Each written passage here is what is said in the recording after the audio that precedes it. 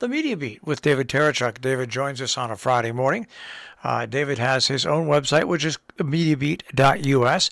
He is also a PBS television correspondent reporting on ethics and belief, and we love having him in here on a Friday morning to take a look at the media and what the Media Beat has been doing. Good morning, David. Well, hello. It's good to be with you, checking in as usual from the media capital of the world, New York City, checking in with the always sharp Marshall Miles, of course. There's so many different avenues we can go out on. I want to go out on one, though, and see what you think.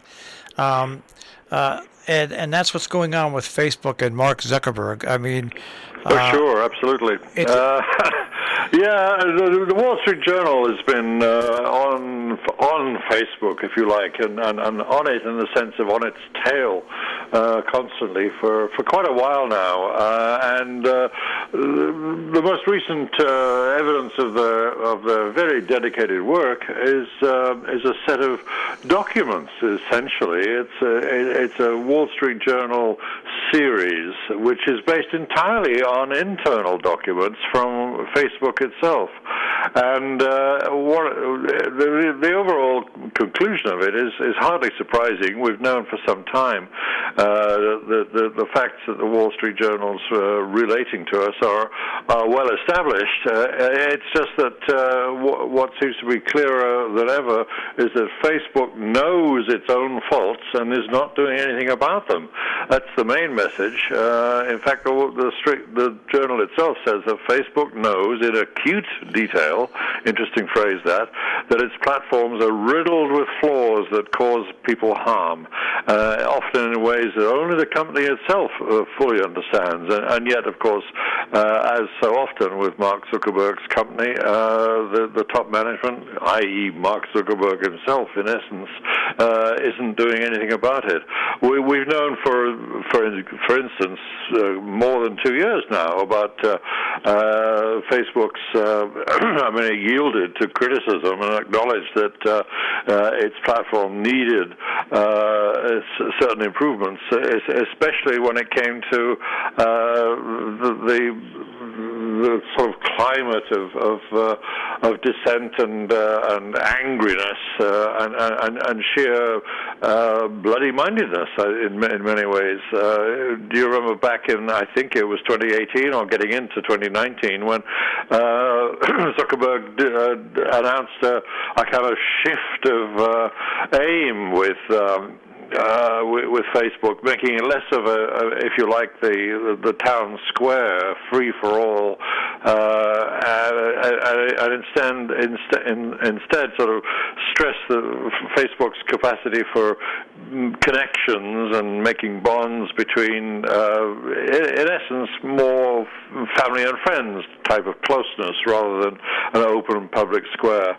As a result, it was thought, or it was certainly promoted this way by Facebook, that it would get to be a healthier place and less angry. In fact, what the Wall Street Journal reveals through these documents is that exactly the opposite has happened. And in recent time, it's become even more clear that Facebook has just gotten to be an angrier place and angrier and angrier. And the top management is reviewing various fixes for this that have been promoted by their own staff members. But the top management itself is saying, no, we're not going to change it because the algorithms that are at play here to promote that end up promoting objectionable or harmful content are the ones that keep people engaged. It's that old argument about Facebook that we give people what they want, and that's how we hold on to them. And by feeding them a diet essentially that makes people angrier and angrier, you get more users, or you retain more more users, and that, of course, is what lies at the heart of most thoughtful people's objections to Facebook's way of operating. It's a basic business model, in other words. Absolutely, and a great job by the newspaper, and they've been covering this now for a long time, several years.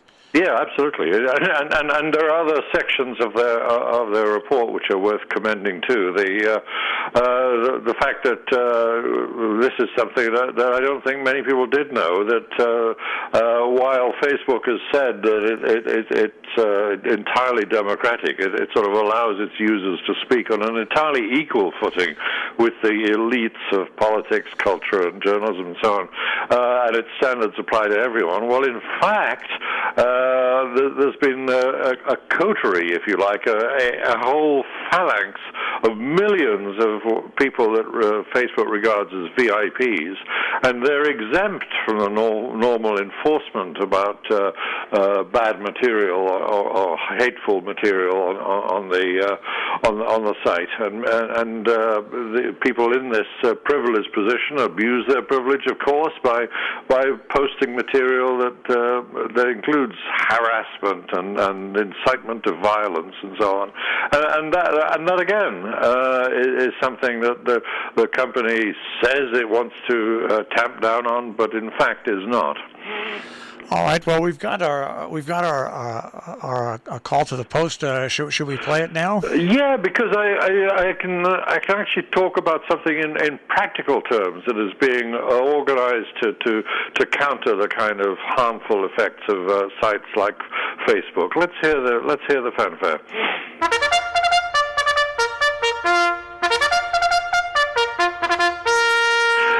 Yeah, I want to highlight a media initiative that's dedicated to combating disinformation online. It's a venture that originates across the Atlantic. That won't surprise you. In this case, in Ireland, a country that I have a great interest in. I've been based in many times, and quite recently, of course, I've been doing the media beat here from Ireland earlier this year, and I'll be doing it again later this year, Marshall. So we'll look out for that. But this new initiative was launched in Dublin on a waiting world on United Nations International Democracy Day, in fact, September 15th, from Ireland's great university, Trinity College, Dublin. The college's Schuler Democracy Forum, it's named after a benefactor, the philanthropist Dr. Beate Schuler, and it's dedicated to applying Trinity's world-renowned capacity for humanities research to the big questions that bedevil our democracy and the media. The launch was actually given voice by a notable multimedia journalist in Ireland, Mark Little. Well worth noting, Mark Little. He spoke on the theme of media for humanity. What a nice idea. It's a neat title, echoing notable and very welcome institutions like Habitat for Humanity. Mark Little's own practical efforts are well worth notice. He's a journalist and a social entrepreneur, if you like, both combined, and he runs a service from Dublin, but fully international in scope. It's dedicated to flagging for all of us, and not just flagging, but countering twisted information, bad information, misinformation, disinformation, whatever you like to call it, when it surges across the internet. And rather intriguingly, he and his colleagues are trying to take on this industrial-sized scale of the untruth business, if I can call it that, by having it monitored, in part at least, by artificial intelligence. It's a case, I guess, of setting a thief to catch a thief, in the old saying, though in this case it's almost like a case of getting robots to catch robots.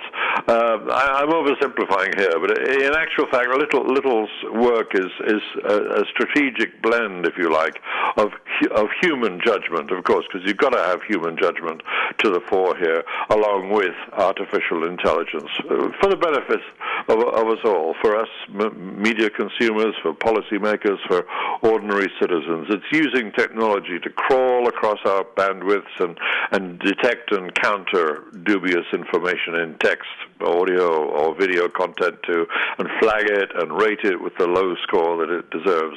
But it's using tech, but of course it's programming that powers this search function has to be based, and it is based on sound, well-informed human judgment. So I commend Mark Little's work in Ireland and across the world. Well, hopefully, it's such a, I hate to say this, but social media is such a problem for not only for people in the world, but for world governments, and it's amazing how out of control it is, and it really, with the technology that's available out there, things like this don't have to come to where they've come. They just don't. It's just, once again, nobody thought that social media companies could make money. Well, you take a look at Google, take a look at Yahoo, take a look. These are big, multi-million-dollar, billion-dollar companies now. Yeah, there are enormous forces in our democracy, and they do need to be reeled in, and that essentially that is what's happening now in many parts of the world. But it is a big challenge to democracy, and the democratic institutions need to take into account these very, very different ways now. I mean, we thought we had trouble with talk radio and the 24-hour cable news cycle, but of course everything has got amplified enormously by the worldwide digital revolution, which has put it on an entirely different scale entirely. That's why I call it an industrial scale problem. And just wait, because once the Starlink system is complete, Starlink will not rely on any Earth-based stations around the world to be able to receive internet service. That is also another thing on the horizon, which is going to be, because no government will be able to actually shut it off.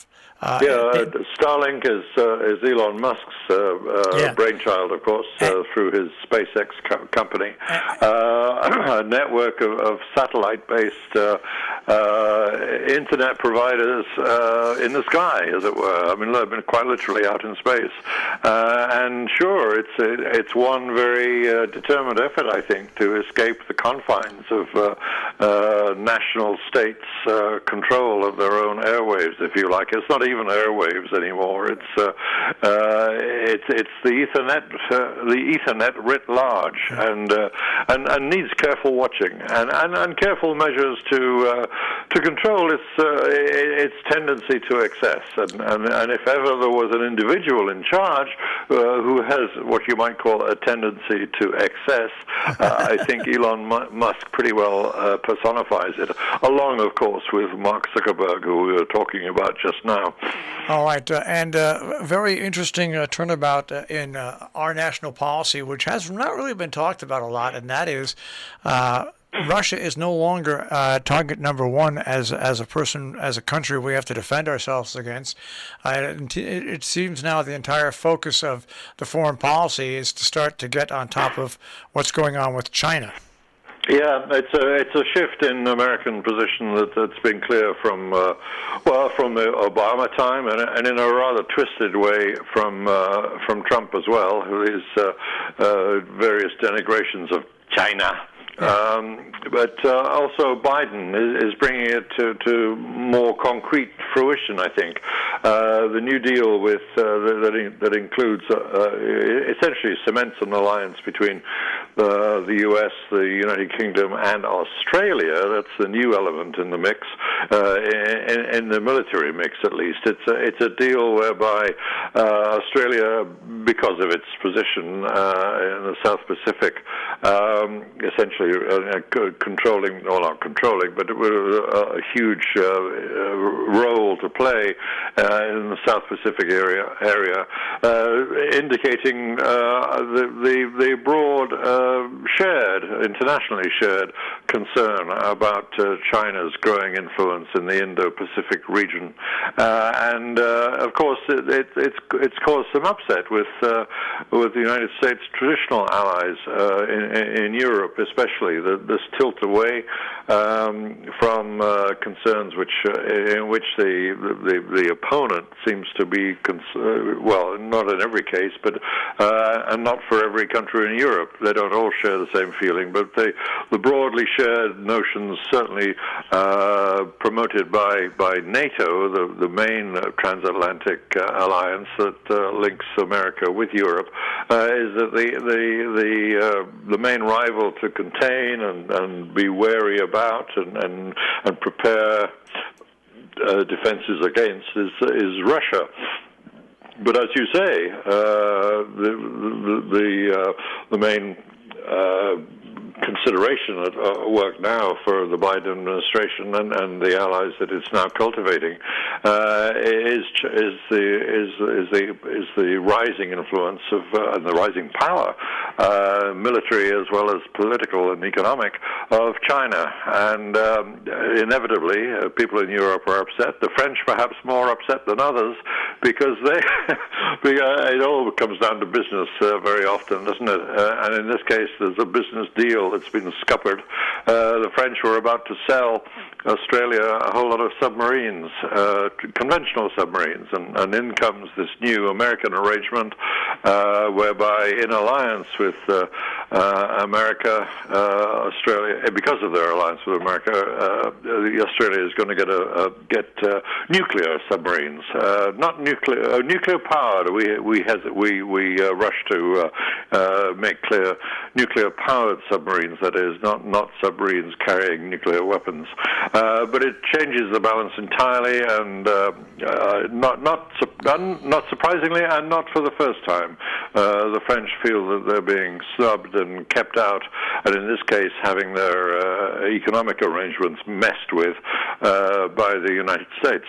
Well, when I first heard the story, I mentioned on air that don't you worry about it. At the end of this, when this deal's all done, the United States is going to do something to reinsert, to make France feel a little bit better. It's just it's part of the behind-the-scenes political game. I don't know whether it's going to be perfect, but you know that the other shoe is going to drop there somehow. Well, America has no desire to alienate European nations, least of all France, and you're probably right. There'll be ways of soothing the ruffled feathers of the French, but it goes a lot deeper than just the amour propre, if I can use a French phrase about the French. It's a very distinct sense that the French have that they are not really taken into account fully. I mean, this is about this particular spat is about hardware, but in fact it's intelligence most of the time that causes the tensions, and then people who are kept out of the knowledge loop, if you like. There is already an intelligence alliance at work, which covers the Pacific as well as the rest of the world, and is tilting in its intent, at least, towards the Pacific very, very decidedly. It's known as the Five Eyes alliance. It's a very practical alliance, and it's very shadowy because it is all about the intelligence services. But it's the intelligence services of very particular countries. Again, the list is hardly surprising, but it's 5 countries, of course, 5 eyes, 5 sets of eyes. It's the United States, United Kingdom, Canada, Australia, and New Zealand. And of course, they're all English-speaking countries. And the French have always thought that, hey, this is very exclusionary as far as we're concerned. So, you know, this latest spat is just another sort of scratch on the old wound. Now let's talk what's going to happen tomorrow. Once again, the right-wing rally, which is being organized to support the people who invaded the Capitol.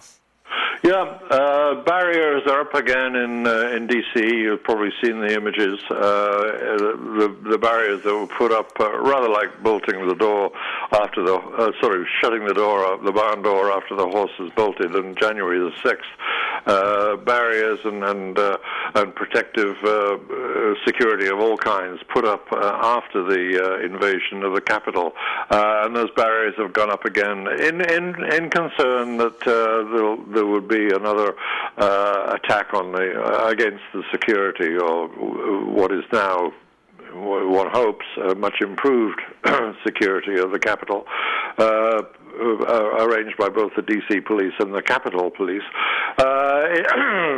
All the all the statements being made are suggesting that there's no perceived and credible threat to the Capitol itself this time. But of course, that doesn't mean that security can be in any way relaxed. It's not going to be relaxed. I think it's going to be a rather tense event tomorrow. But yeah, it's yet more evidence that the idea that the Biden administration got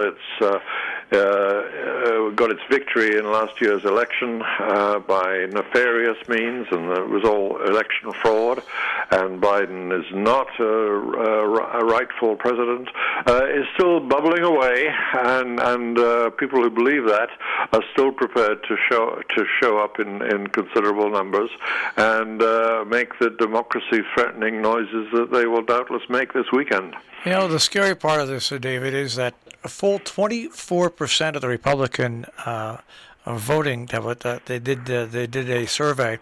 Actually, there's only 24% of Republicans who voted who actually think it was a legitimate election. That's a scary figure. That's a scary Absolutely, figure. Yeah. And you know, this translates in practical terms, we know, to some 70+ million people who voted for Trump, and as you say, a sizable chunk of them who believe that they were cheated, and that's a very disagreeable and threatening state of affairs for any country, most of all for a country which is predicated really upon a public perception of its leaders. I mean, that's the essence of democracy, isn't it? Do you trust the people in charge, or do you not? I mean, I've reported from enough autocratic countries, totalitarian countries, where I know what it's like to live in a country where you just don't trust your leadership, and it's embedded in the national psyche not to trust our leadership, and to see that gaining such a hold in this country is very distressing indeed. It's very strange political times here for Republicans and for Democrats as they move forward.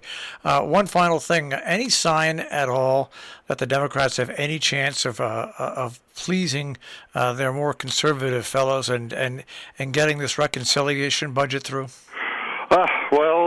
We have two chambers, one very, very finely balanced, the Senate, and the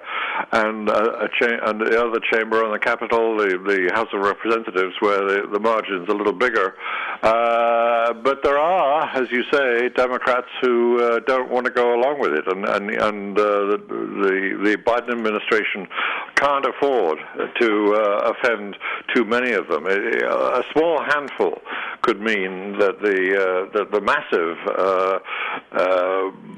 initiatives that are proposed by the Biden administration, and we must never underestimate the importance of these extraordinarily far-reaching measures that are being proposed here in terms of infrastructure and in terms of economic measures overall, of a very, to use an overused word, but of a very progressive nature. And to get them through, the Biden administration has got to do an awful lot of wheeling and dealing. That's what happens on Capitol Hill. and whether they can pull it off in both chambers is still a very open question. And I'm not. I'm a journalist. I report on events. I try not to predict them, and I'm extremely cagey about making any assessment whether or not the Biden administration can actually pull this one off. Well, it's all I can say is every week that goes by, the world has gotten to be such a small place that when we talk about the media beat, David, it encompasses the entire globe with what's going on. It seems like every country has its own problems, and then you've got China sitting there hoping to take advantage of it all. Well, I often think of the Chinese Communist Party's senior leadership leaning back at moments like this and saying to themselves, "Well, we're glad we're not democracy." But that's too cynical a way to take it. The job of the media is to keep the public informed, and I still think, rather like the Irish initiative I was referring to earlier, the more you get people to understand what's happening, the better chances exist for democracy to actually work. I remain that naive. Can you believe it? I don't think it's naive. I think it's hopeful, and I think that you know what, we all have to feel that way, one way or the other. That we can get back to a semblance of what we were. Never, the horse is out of the barn, the cows are out of the field, whatever. But hopefully, we can get back to some sort of a sensibility where Americans can trust their government again. Well, I hope so. The pendulum always does swing, after all. David, it's always great to speak to you. We'll speak to you next week. Indeed. David Tereshchuk with the Media Beat, and of course, David's website is themediabeat.us, themediabeat.us. You can also hear David on our on-demand page, robinhoodradio.com. Click on demand, click on the Media Beat with David Tereshchuk.